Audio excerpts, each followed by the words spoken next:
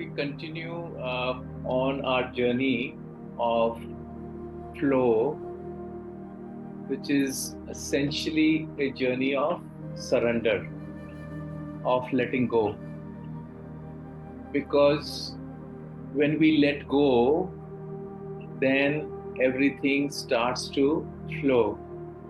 So the precondition is of letting go, and flow is the natural consequence. It's the natural and spontaneous result of letting go.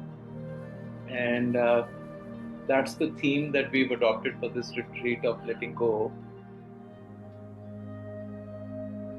Now, why do we need to let go? Why are we talking of this surrender? Why are we talking about this state of flow? Because the state of flow, which is the state of Mother Ganges, is inherently who we truly are. And we are yearning to experience that flow, that spontaneous, effortless flow that keeps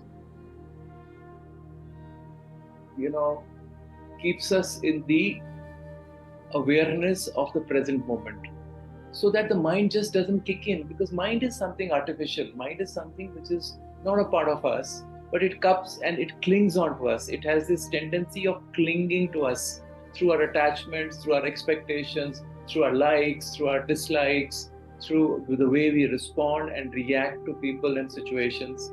This is what is the role of the mind. And therefore sometimes we are intolerant, sometimes we are tolerant, sometimes we are loving, sometimes we dislike things. And if they come out strongly out of us, they come to us through our mind. And that is not who we are. We are a constant state of flow, an effortless state of flow, which is what is something that is waiting to come. And there is this struggle in between, inside of us. All of us, there is this struggle happening, knowingly, unknowingly. Sometimes we are aware of the struggle, sometimes we are unaware of it. And when we are unaware of it, it comes as pain or unhappiness or, and various other things that we are not able to put our hand to it. We do not understand what they are, but there is something which is blocking, which is not allowing us to flow. And naturally, we are all trying to go to this state of freedom, free from this state which is restrictive, which kind of blocks. And that freedom is what we call as moksha or liberation, or as Shweta got the message, break the cage. Okay? Because what is the cage? Cage is this something which is holding you back. And breaking the cage means, you're free. You're no longer inside a cage of conditionalities, of expectations, of how you must be and how it is. And you're just free from that. So this morning today, when we were having this walk, taking a morning walk, and we were having this discussion about freedom, that how freedom is a yearning for not just us, even the children as they grow up. As the children grow up, they are looking for this freedom, because children are subjected to don't do this, do this, don't do this, do this, they are constantly fed. They are free souls who come in, and we start to put them under boundaries. We start creating a framework around them. And slowly, by being pushed into these boundaries, they start getting into this cage. And we don't realize as parents that we are building cages for our children. Because remember, we operated in those cages, and so therefore it comes naturally to us. We think that this is the right thing to do because our parents made a cage for us, and we are pretty much okay, right? But we don't realize that what we are doing. But we keep building this cage because we are builders. We pick up things, and then later on there is something inside of us which is struggling to break free, right? It's very funny. We don't get to know that we have built cages ourselves. And then the whole of the life is about wanting to break free. Freedom. So I remember many years back, about 10, 11 years back, I conducted a workshop for one of the leading schools in Delhi called the Delhi Public School, and for standard 11 and 12. So that means they were 17 and 18-year-old kids of one of the most naughty schools in Delhi, right? They say that really the spoiled ones come out of there. So, and you can imagine what their expectations were. So I got 2 hours with them and I created a workshop called Freedom with Responsibility. And I took these kids, and there were 5 child psychologists sitting there wanting to see how can somebody hold the attention of 17 and 18 years old who want to just break every rule possible. They are just training to get out of hand and out of control. And they told me 2 hours, no way. Each one who has come here before you has not managed more than 45 minutes. Because you can't hold their interest. They are just not interested. And it's a school which allows people to, children to walk away. I said, all right, let's see what happens. So there were about 80, 85 of them, 5 child psychologists, and I'm doing my workshop with them. And I took them into their basic yearning of freedom. So I created this scenario of life, how each one of us are seeking this freedom. And each one started to participate, and they said, yes, that's what we are seeking. Yeah, that's where the rebellion is. That's where they want to, say, oh no, that's it. We can't take this anymore. So I made them verbalize it and agree that it was freedom that they are seeking from the tyranny of their parents and their school and the society, right? They're trying to hold them down and they want to do something different. And from there, our conversation started to shift, and I said, exactly, now let's see what's the flip side of it, right? What is it that our parents are also seeking? Let's look at your mother. And we created the scenario, and I kept doing life-like situations to them, real-life situations. And I said, look, this is what the mother is going through. What is the mother seeking? And we all came to a conclusion that the mother is also seeking freedom, right? In actually trying to put the cage around the child, the mother is also seeking freedom. And then we came to a unanimous conclusion that it's not just child, it's the mother, it's the father. Everybody is trying to seek freedom. So we realized that freedom was a universal yearning, a universal need for every being. That we are all seeking this, and we are trying to seek it in a different ways, and sometimes it comes as a conflict. So the conversation started to shift because I was having a conversation with them. I was involving and engaging them, in what was their needs. And first time they realized somebody was listening to us. And somehow I had slides there which would come after, once they would agree that this is what they need, you press the slide and exactly the same words were written there. So they were amazed that somebody was empathizing with us. And then we moved in this journey to say that why is this conditionalities, this cage being forced on us? And why does a mother or a father operate through that level of insecurity with a child? Okay, that forces them to make this do's and don'ts. Okay, where is this fear stemming from? Where is this insecurity stemming from? And where is this lack of trust that is stemming from? And so the conversation started to shift with them. I gave them another one scenario, and then the answer started to come out that this is because it starts with parents. That we sometimes tell children something and we want them to honor and follow it, but actually we ourselves don't follow it. And then the child understands that it is okay to say something and to do something different, right? And then they are just observing us. And then they realize it's okay for them to do the same thing when they are put on the other side. And the trust gets broken. And once that trust gets broken, nobody is willing to take responsibility for their actions, because the child thinks, why should I be responsible always? I'm not seeing this trust being mirrored on the other side. And so therefore, it starts to being that I am the parent and I'm right, and you're a child, you've got to understand, you've got to listen to me. And so therefore, this whole relationship starts to scatter. And so the discussion moved to the whole idea that what actually a parent is seeking from a child is that the child should take responsibility for their actions. Okay? And the child also is yearning from within that they should be given this opportunity to take responsibility for their actions. So there is actually, when you start viewing the same situation, that the needs of the parents and the needs of the children are actually the same, that everybody is seeking the same and everybody is wanting to be responsible. But what do? We deal it with our fears, we deal it with our insecurity, and we try to force it on others. And therefore, this whole struggle in our whole life, and you know what Sushila shared the other day, it's this struggle, it's our fears, our insecurities, okay? And we are projecting it on our children.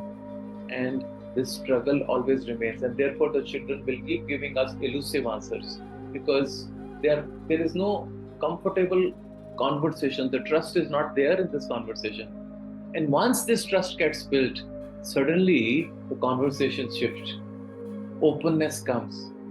In fact, I was brought into these kind of conversations actually by my daughter, because for some strange reason, as my wife passed away, my daughter became very comfortable with me. And she started to share those conversations with me, which, I was in a matrix. I was uncomfortable. She was talking about things that I thought women talk with each other, right? And I was a daddy, and I'd never been exposed to those conversations. So I said, what's this? I was very uncomfortable. But then I soon realized, I was aware. I realized she holds this place of trust. If I give a wrong reaction, I will shatter this trust and I'll never be able to regain it. It was, the awareness told me this, and I said, okay, I'll figure this out, right? It's new for me. And today I feel I learned from her. I thank her many times for pushing me into this uncomfortable zone. I was not ready, but she was ready, and that was a beauty. And soon I learned that this was a game. It was my conditioning as a male, especially as a father.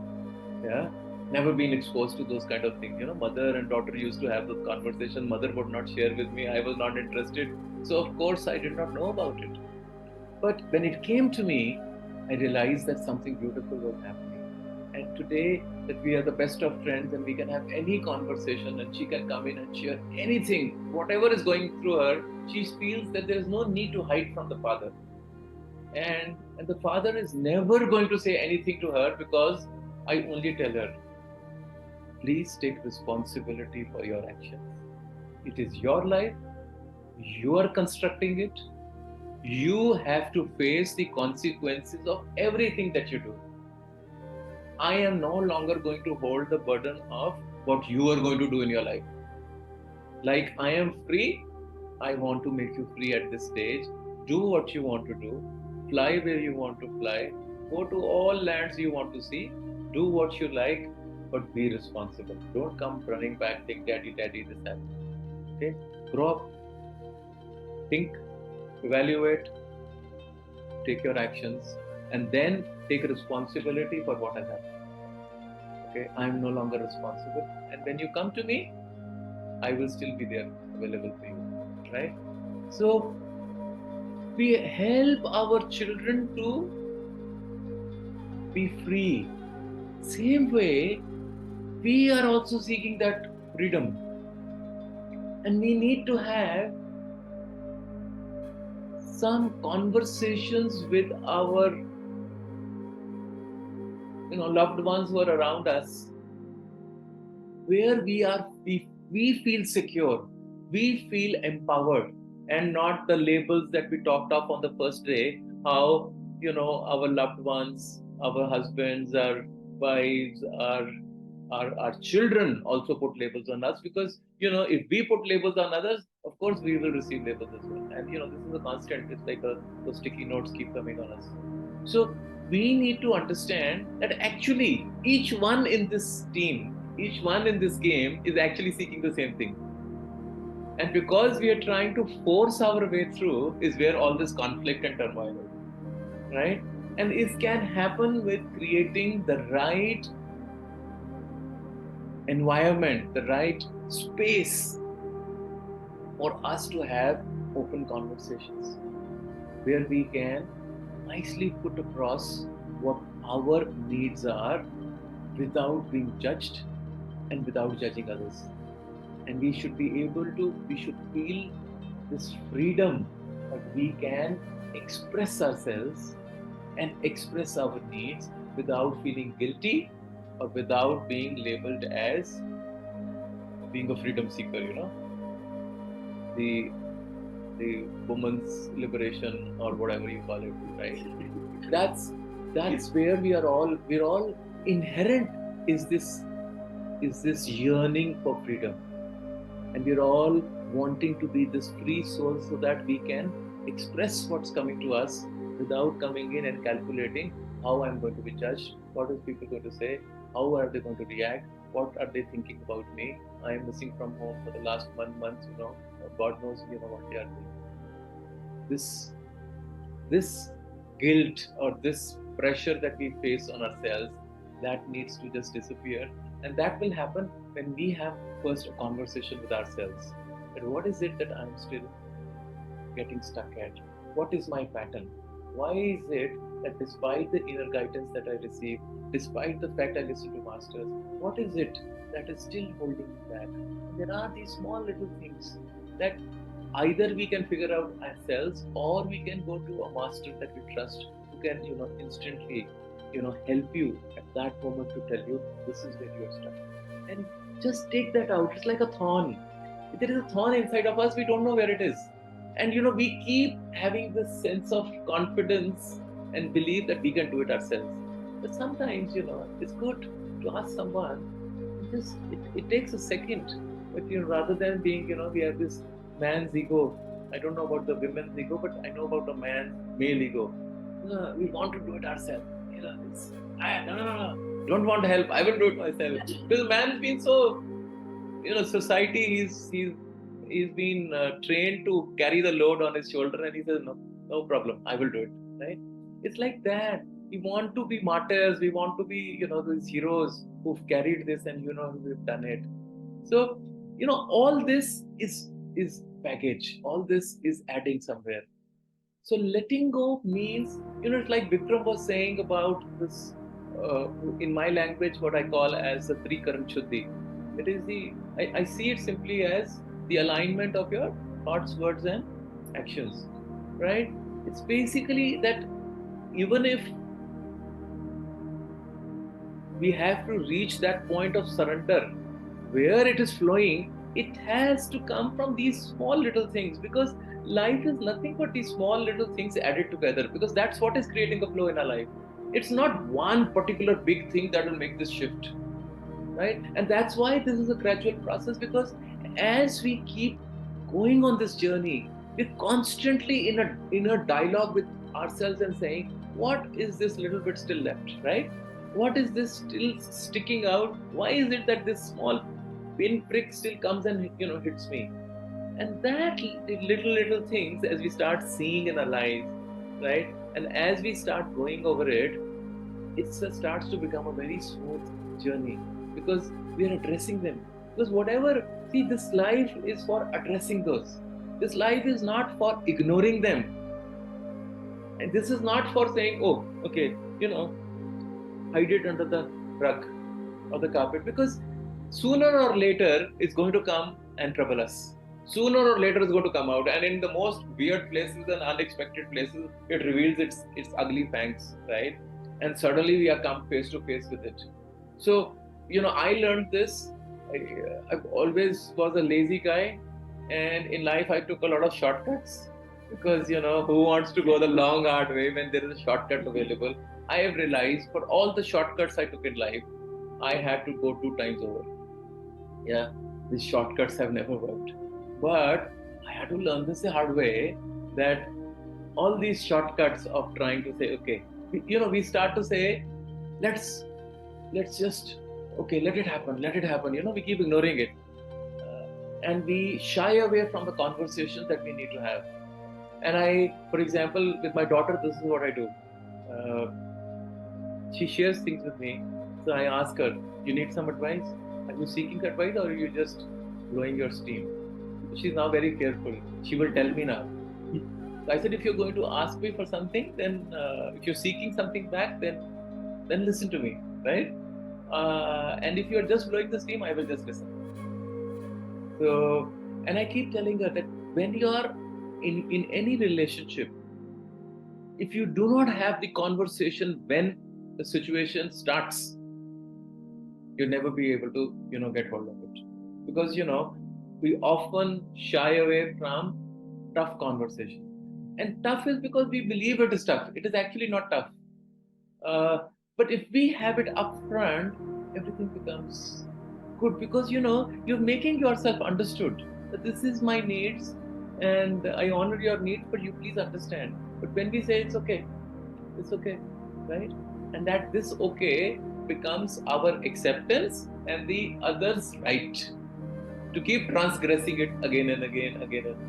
And then we keep, afterwards it becomes a habit, and then we grip, right? So, but it's just that point of recognition where you realize that this is beginning to happen. And you say, hold on,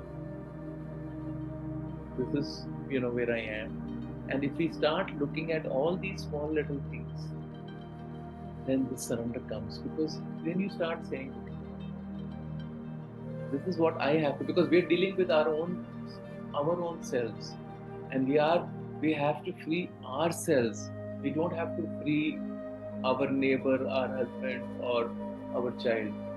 We are basically, all of us are looking at our freedom. So through that lens of freedom with responsibility, we have to see every relationship of ours. And we have to make all our relationships complete by looking at it from that space. Because we can't see it from their space. We will never be able to see it. And we cannot impose our space on them, but we can free ourselves from that. So this constant freedom of, understanding that it is all about this, we can start bringing it in very beautifully, and it can be done most lovingly. And we may think that people are dependent on us, people cannot exist without us. It's all fallacy. When I'll give you from a corporate world standpoint and from a personal space standpoint. I was a very successful head of finance of an organization that my board members, my foreign JV partners, my Indian partners, my CEO, they used to eat out of my hands. And they said, we cannot exist. This company, they try to stop me. They put a blank check in front of me. If it is for salary, you want to work in any country, you do it. And I said, no, my need is not that. I'm going for a different reason altogether. But for 4-5 months, there was a challenge in the corporation. The new CFO who was hired in my place, in 9 months, I think, he left frustrated, saying that at every meeting he was compared with me. And I went and met him one time in Bombay, and he said, I hate you. I'm meeting him for the first time. He says, I hate you. I said, why? What did I do? He says, no, every meeting, everybody points a finger and says, our earlier CFO was this, but you do this. And he just in frustration resigned from there, right? But of course, eventually that corporation for the last 20 years is continuing, right? Similarly, I was so attached to my wife, and as I said, we were inseparable. And I kind of thought that life without her perhaps is not possible to live. That's how much, there was this bond of oneness. But actually when this happened, nothing happened, right? So it's us who start feeling, because of our attachments and our emotions. So then you realize that attachments are the cause of this weakness of ours, right? So these attachments have to be dealt with, and once we deal with these attachments, the expectations also start to, fritter away, and there is some space that starts getting built in us, which frees us, and we start to experience this flow. And this flow is so essential for us to live the life of who we truly are, right? This whole struggle about who am I, and this whole struggle about being heard, it comes with a sense of responsibility. If we take our responsibility, and if we experience this, then we are inspiring our children to live like that. Because I believe, I had gone to Satya Sai Baba, and when he asked me, "What do you want?" So I said, "Baba, I want to set up an international center for human values and ethics." And Baba said, "I bless you, my son." So why human values and ethics from childhood was important to me? I struggled when I grew up with, bullies beating me up. I struggled, when you were brilliant, there were others who were trying to put you down. I struggled in the corporate world because of lack of ethics. And I used to I used to stand up in front of my bosses and seniors because I could never compromise my principles. There was something funny in me which made me fearless. I was scared also at the same time, thinking that, if I'm thrown out, but I would still go up and, have those uncomfortable conversations, because this is what was triggering me. And these are the things that make us. There are these things that we don't understand why we do certain things, but we do them. They come from somewhere deep inside of us. The mind is not able to understand the genesis of it, because it comes from our past, it comes from our innate tendencies, it comes from our samskaras, from our prarabdha, that make us who we are. And if we don't follow that guidance that is coming from deep inside of us, if we don't surrender all the other baggage which is restricting us. I had a beautiful conversation with Divya today. We were talking, and we were having this conversation, and then she suddenly said, "Yes, I've been evaluating myself in the last couple of days." And she said, "Even I found funny that I was going for a dip yesterday. I was carrying my towel with it." So she said, even carrying the towel I was feeling that I'm carrying a baggage, right? This is that sense that starts to come in and say, am I really, free flowing, or am I still carrying, some baggage? And these conversations start to happen inside of us. What is it that I'm still carrying? What is it that I'm still not willing to let go? Right?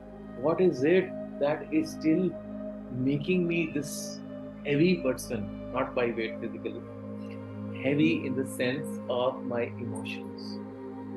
Why do I feel heavy and guilty and sad, and deep inside there is this something? What is it that I still need to let go?